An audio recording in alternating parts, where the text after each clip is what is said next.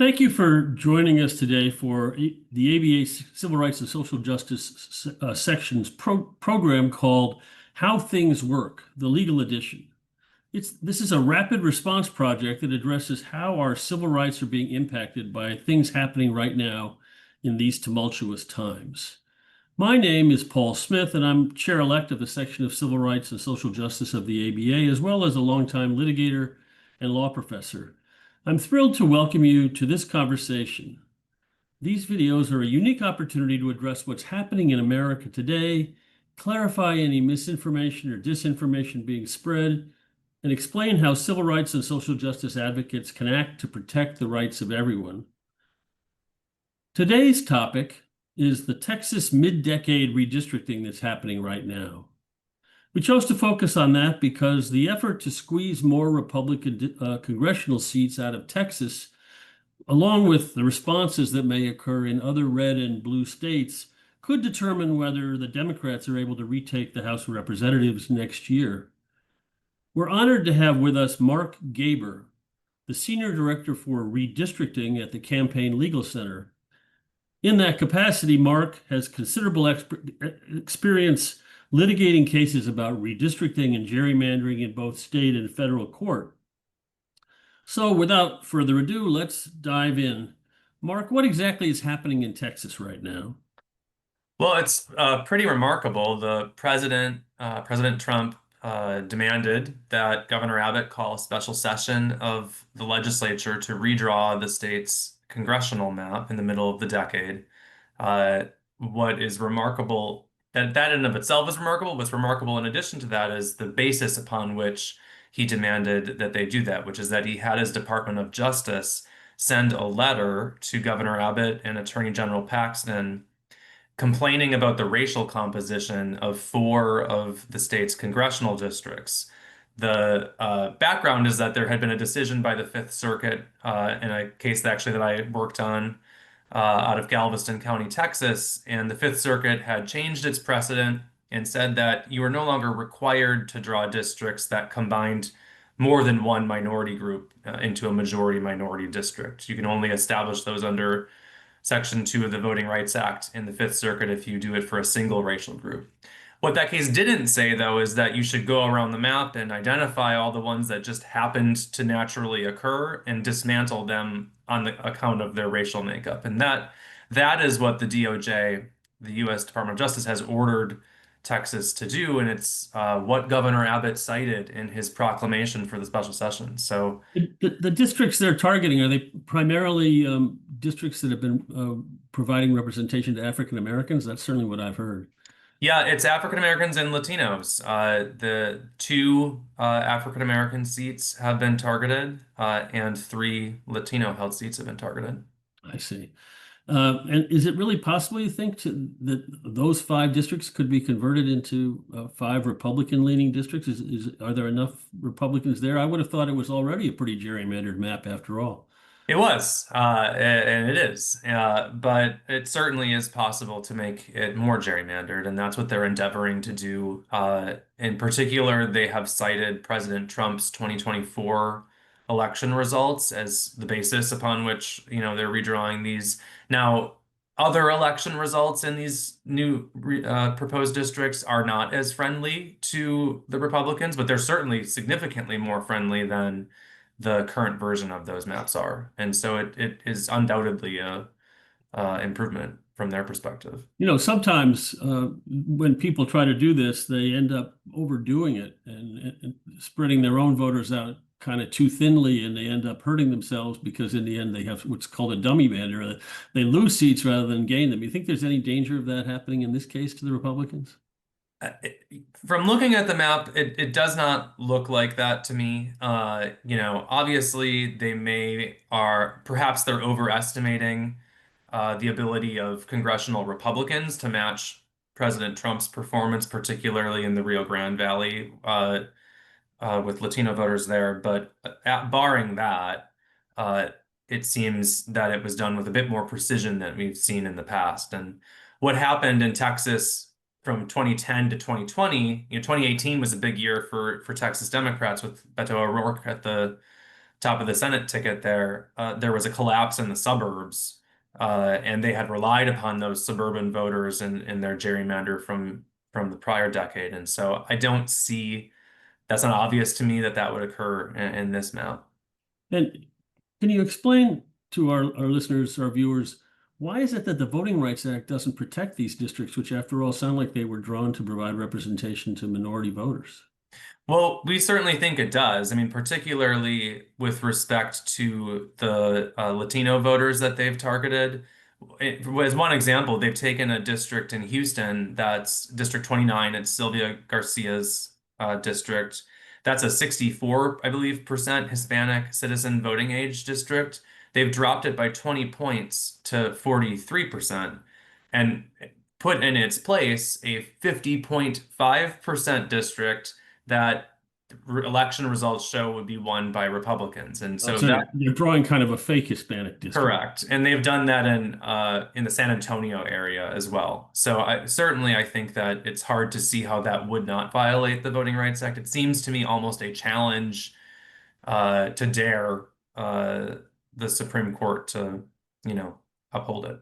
Right. Of course, the Supreme Court is messing around with the Voting Rights Act right now. It's not clear where we're going to end up in a year, especially And that may be part of Texas's bet. a case pending out of Louisiana that you're very well aware of. Yeah. One thing I wanted to note to people is, all of the news reports talk about how this is the most unbelievable new thing that's never happened before, but precisely the same thing happened in Texas 20 years ago. The Republicans in the middle of the decade redrew the congressional map completely across the entire state after it had been in place for a couple of years and been used. And I spent about 5 years litigating down there trying to prevent this from happening. We had the same thing with the Democratic legislators leaving the state to deprive them of a quorum for a while. Eventually, one of them came home, so they were able to pass it. And then, eventually the map was upheld by the Supreme Court, and 5 or 6 Democratic members of Congress lost their seats. So we may be seeing history repeating itself here. The difference may be what happens elsewhere in the country. What's going on around the country? So shortly after Texas started this endeavor, Governor Newsom in California announced that he would undertake an effort in California to respond. And I think, I don't know when this is airing or when this will be posted, but just today, Governor Newsom is holding a press conference to sort of unveil the effort to bring the issue to the voters there to put a temporary pause on the Citizens Redistricting Commission's map that was enacted by that commission in 2021 and replace it with a new map that would respond to Texas's gerrymander by similarly taking up to 5 Republican congressional seats from the Republicans in the California map. And we've seen it's not just going to stop there, apparently. Trump is putting pressure on Florida and Missouri and Indiana and other states. And, there's varying degrees of receptivity from those states, but we expect to see more of this. So the California Constitution actually calls for the map to be drawn by the Citizens Redistricting Commission. It's kind of the prototype of the unbiased, non-gerrymandered process. How is it the Governor Newsom plans to get around that? Well, he's putting it to the voters to, they have the power to amend the amendment. And we haven't seen the particulars of it yet, but my understanding is that it's going to be put to the voters to alter that in a way that comports with the constitutional processes there to have this temporary map put in place as a responsive measure until 2031. And do you have any sense of whether there are, in fact, 5 more Democratic districts that could be drawn in California? It seems like that. Apparently, the map is being released this week, and I think that that some of those Democratic districts in California are very Democratic, and some of them border Republican districts, and that's those are the ingredients to make an easier redraw of those districts. You can also work your way through several districts to get there, but if you've got them bordering each other like that, then yeah. This must be getting an awful lot of members of Congress unhappy as their districts are going to be altered, even if they still have a place to run. It causes an enormous amount of chaos. Yeah, I think, probably there's been an effort underway in California to get the delegation on board. I think what Trump has done here is perhaps rally the troops on both sides who wouldn't otherwise be happy about having their districts changed. And this has just become sort of like everything else, has become a national polarizing issue. You and I have spent many of the last years working very hard to get rid of gerrymandering, and now we're seeing it basically move in the other direction.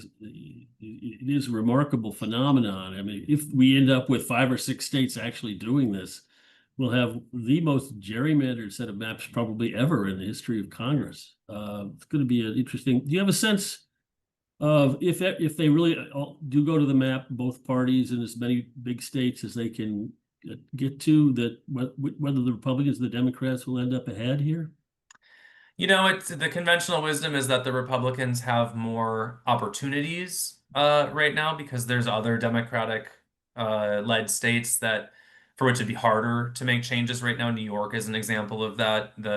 Harder procedurally, or harder because it's harder to redraw the map to effectively defeat Republicans? Mostly procedurally, although New York is not California in terms of its Democratic composition. There's a larger share of Republicans in New York, but mostly procedurally because changing the Constitution there, they have a commission, and changing that would require 2 successive sessions of the legislature as opposed to this California process where you just go to the voters. And so that's, absent someone suing New York, which of course is possible, Yeah, there are limited opportunities to see a map change there. So the interesting. Republicans probably have an advantage, although I think they're going to have a problem in Texas, given the racially discriminatory manner in which they launched their efforts. So they might see themselves fall behind if they get blocked in court. Right. Assuming a court is aggressive enough to actually do something about it between now and the congressional election, assuming such a map gets passed.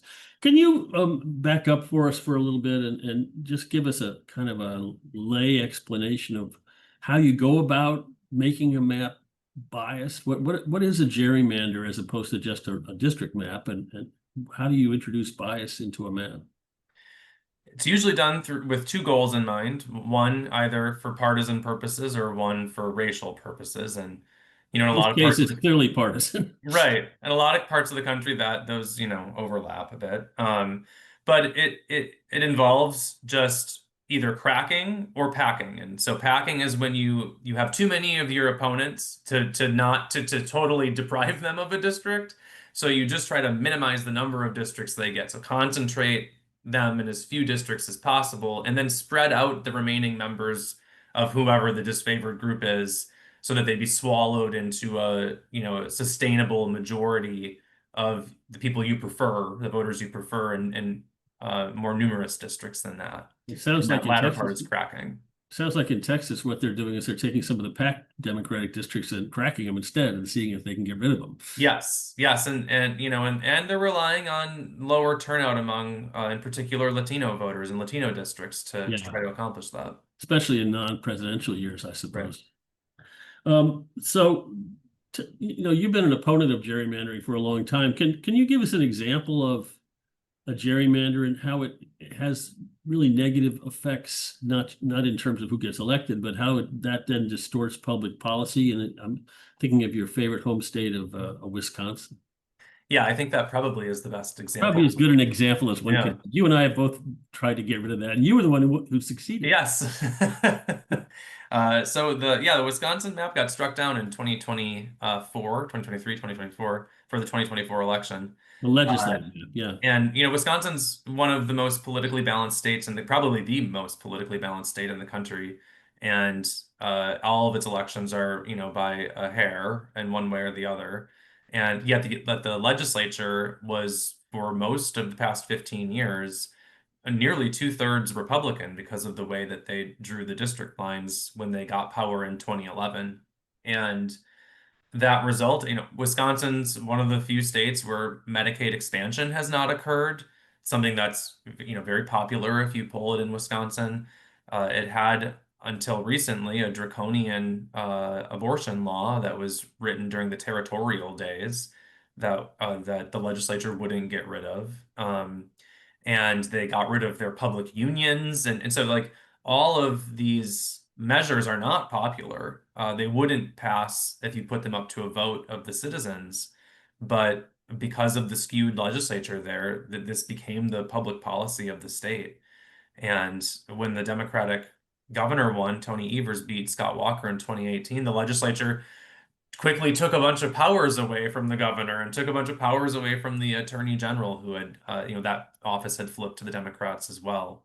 And so that's what happens when you have gerrymandered district lines. It sort of decides what the laws are going to be and empowers, a small minority of the electorate, the primary voters and the party that happens to get power when the lines were being drawn, to dictate the outcomes. Because if the Republicans in Wisconsin didn't take the most extreme positions, then they would risk losing their primary. And so that it really skews public policy to whichever direction has controlled the gerrymandering process. Right. Right. And so the lawsuit where you were ultimately successful in getting rid of this legislative gerrymander in Wisconsin had to be in state court. And that's because the Supreme Court ruled back in 2019 that challenges to the constitutionality of gerrymanders in federal court were non-justiciable. That's the Rucho case, which came along after I must have tried 17 times to get these things taken down in federal court over the last 25 years. But such is the situation we have. And that's, of course, encouraging these congressional gerrymandering efforts that we've been talking about as well. There is no federal remedy really for them as a partisan gerrymander. You have to instead attack them, as it sounds like people will in Texas, as a violation of rights of voters of color under the Voting Rights Act. Yeah, that's right. Or you need to try in state court, and we won in Wisconsin. It ultimately was on a more technical theory than that. If somebody's going to go to the Texas Supreme Court and try No, to I wouldn't think so.